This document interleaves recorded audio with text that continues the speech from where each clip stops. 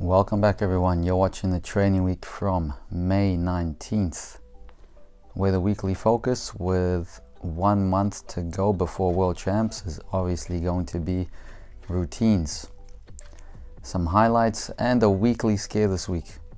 But the first double twist on vault was a biggie for me, first one post-op. I'm loving these first things post-op. I feel like I've had a year now of just being able to re-experience all these different skills as if I'm doing them for the first time. But treating the week the same, you'll see me slowly building up to doing that whip 2.5 on the floor in the next week. But Tuesdays and Fridays, we're cranking out those P-bar and high bar routines. And I believe I got some grip done in less than 2 minutes, which was a biggie. So we can talk about how I sped up my grip shenanigans in a wee bit. But first off, check out this new angle on the on high bar. So we have a little platform that you might have seen behind the bar in some of my videos, and I somehow managed to get the tripod to stand up on it, and it made for a pretty sweet angle.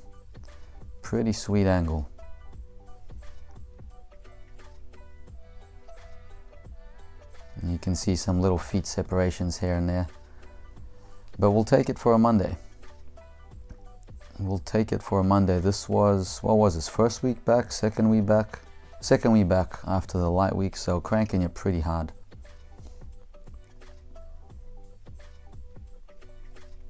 And that sequence, more specifically that pike gaylord as a fourth skill, I'm doing it third there, but if I'm starting with a pagan, that pike gaylord as a fourth skill is going to be the crux of the routine. And fam, what happens when we add a Cassina? Like, it feels already near impossible doing pike gaylord in that part of the routine now. What happens when a Cassina goes into the picture? Oh man, well, time will tell. The other alternative to start with the gaylord piked may be something to try later on, but for now I'm just going to keep my usual construction because I'm still not good at that stoop half. So I'd like to make it as early as possible in my routine. Looking ahead to the week following this, you'll see me try layout gaylord 2. So I'm thinking ahead, we're gonna try to get the Cassina back, and end game will be stoop half gaylord 2 as well. That'll be a pretty sweet routine. I'm gonna need to save all the giants that I can if I'm gonna get a pike gaylord. At that stage it'll be what, 1, 2, blind change, 3, 4, 5th skill, so pretty much a pike gaylord in the second half of the routine. That's gonna be nuts. So prepping to do routines on Tuesday and looking like I did quite a lot on the Monday, more than usual. But here we are, routine day 1, Tuesday, warming up. Didn't do the like the 10-minute warm-up, wait half an hour, one touch go this week. Just felt like getting straight into it. I think time sometimes is a constraint, but speaking of time, 2 minutes 4 seconds, that is the fastest we've had so far. So what I've been doing, I've been pretending the guy before me is up and putting the honey on my hand, getting ready with the sandpaper in my other hand, so that the moment timer starts, I don't need to sort out the honey basically. So I'm removing one whole variable from the equation, but stubbing my finger at the same time. So didn't get the routine on the first try. Same technique, honey on the hand, run straight to the sandpaper. So it's saving me about 15 seconds or so. Attempt number 2.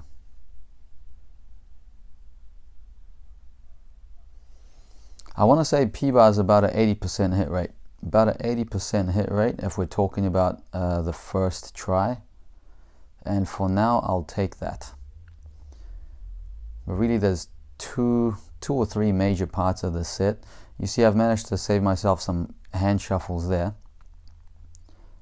But the Peach 1 Healy is always, of course, a bit of a guess. That one's never 100% accuracy, but really the big one is that Giant Diami as a 6th skill. That's the big one.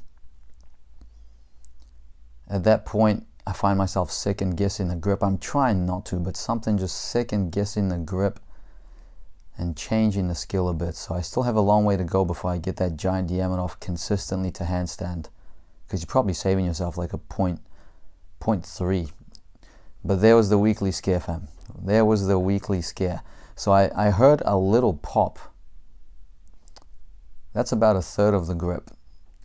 And the grip was fully intact. Like, I knew it was a bit old and started to get a little bit tattered, but it wasn't like there was any, any rips on it, not even a millimeter.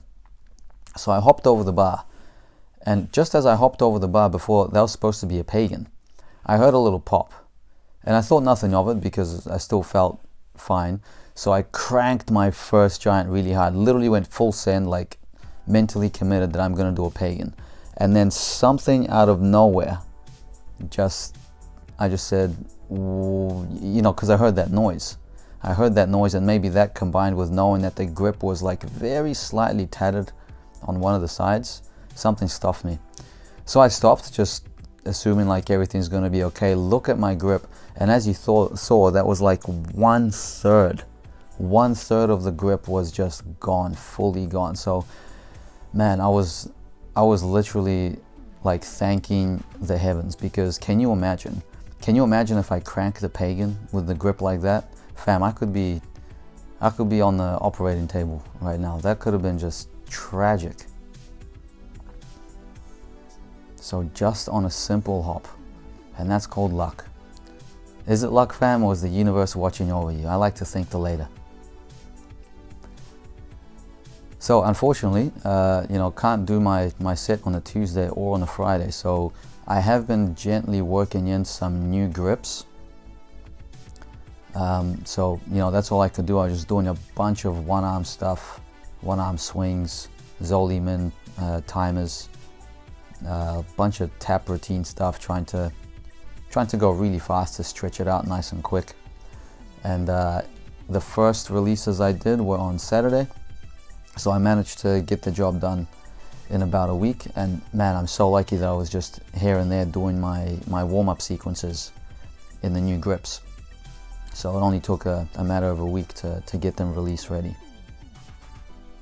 So in that weight vest we have, I think at this stage I had about 4 or 5 kgs. I've built it up to like 6 kgs, but the bungee, I thought the bungee was a 7.5 kilo bungee. So I was like, oh, I must be getting close. And then I checked it the other day.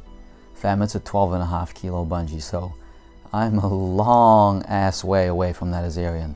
However, I'm assuming the 12.5 kg is the bungee at full, full support, when it's got a lot of tension on it. But when I'm doing my ring strength on it, I don't know, definitely not using the whole, the whole range of the bungee.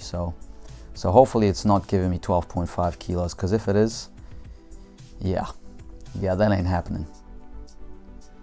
So I'm going a lot longer than I want on the back rotation, and part of that's me protecting my ankles. Man, the back rotation in the winter time with my tattered ankles is a whammy.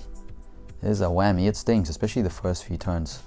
Probably a lot of you guys can relate, but I'm reluctant to put my feet too far behind me to get a good angle, and because of that, all of the back layouts and the doubles, they end up shooting like way too far back.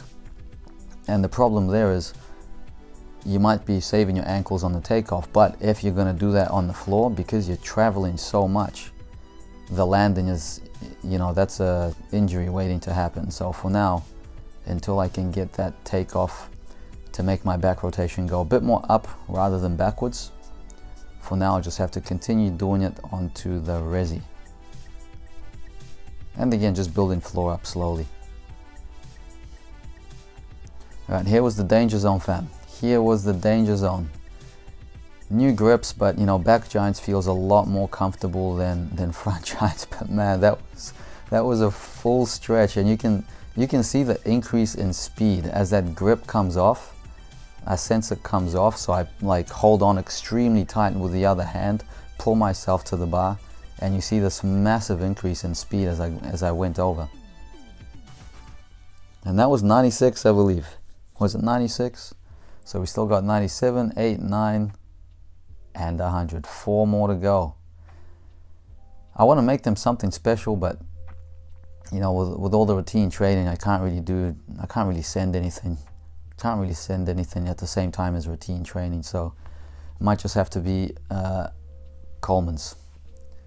But as I've said before, those are my favorite videos to make. Doing plenty of those giant Diami drills. I think I've been doing less, if any, of them, and straight away noticing that the quality of the giant Diami in the routine is decreasing. So I've got to be sure to continue just drilling that spin without worrying about catching the bar, just like that right there. Feet nicely glued together, focusing on the straight line. And that's probably the one mistake that always comes out. When I'm in a routine and I'm tired, I lose my straight line. I lose feeling of my straight line. 151, fam. We broke the record, but does it count? Because you got to hit a routine for it to count.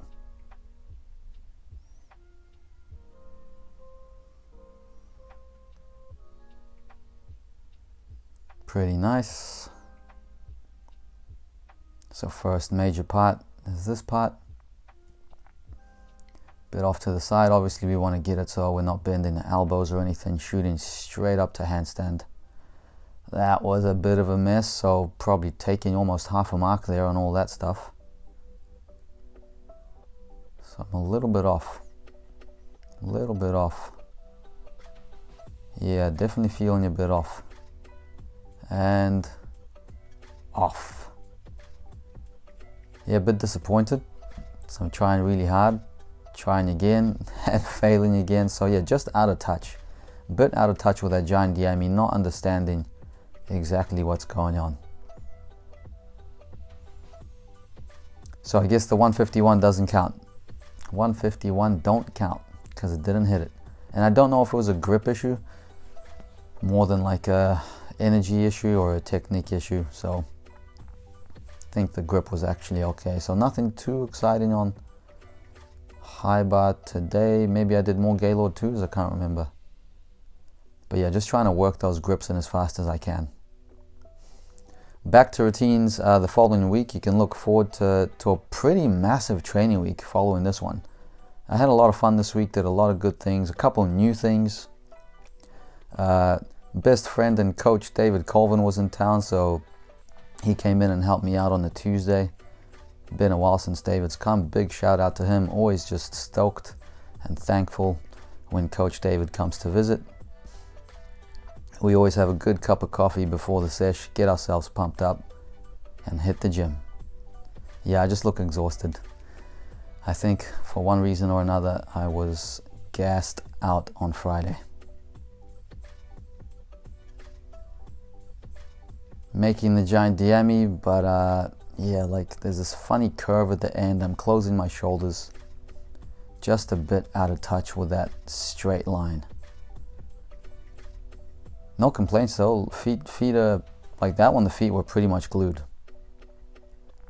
but you gotta show that handstand on the catch. I think what's written in the rules is you have to catch it as if you could stay there if you wanted to. You're allowed to continue traveling over, for example, into my next giant or into another skill, but has to look like you could have held it if you wanted to. But in my case, it's obvious that giant Diami is kind of moving over, and none of those reps from before would have been able to stop in handstand. So day one with the new grips going forwards. So very promising and feeling good with them. Pretty good pagan, nice and clean. Yeah, when the grips get long, it does make it harder to hold on. So I noticed going with the new grips, you kind of get a bit more power because the forearms aren't having to work as hard to hold the bar. A nice little connection there. Yeah, but stoop half still really inconsistent. I gotta do something about that one. What do we got here? Second half. Nice and easy second half. Mostly just focusing on turning that Zoli mid around more. And that's pretty much us, fam. That was a week. Next week gonna be big. Kind of excited, looking forward to sharing next week. We'll finish today with checking out where my inverted cross is at on the real rings. Big thank you, especially big thank you to all the patrons. We have now 3 weeks, exactly pretty much till the World Championships trial. Appreciate everyone's support. It's going to be a massive 10K trip at least if we make Worlds, so appreciate every penny, fam. Thanks for watching, all the best. Till next time.